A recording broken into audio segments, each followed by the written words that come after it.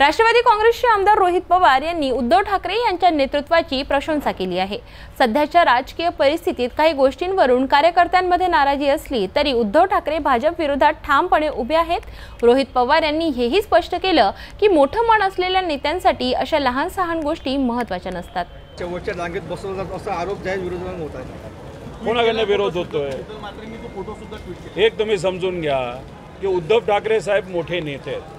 कार्यकर्त्यांना काही प्रमाणात वाईट वाटू शकतं, पण उद्धव ठाकरे साहेबांनी या बाबतीत काय बोललेत का? उद्धव ठाकरे साहेब विचाराला पक्के आहेत। भाजप ज्या पद्धतीने देशाचं आणि राज्याचं सरकार चालवत आहे, ज्या पद्धतीने इथं असणाऱ्या सामान्य लोकांचं वाटोळं या सरकारच्या धोरणांमुळे होत आहे, त्याच्यासाठीच भाजपच्या विरोधात उद्धव ठाकरे साहेब इंडियाबरोबर आघाडीबरोबर तिथं लढायला तयार आहेत। त्यामुळे ह्या छोट्या मोठ्या ज्या गोष्टी होत असतात ह्या मोठे नेते कधी मनाला लावून घेत नाहीत।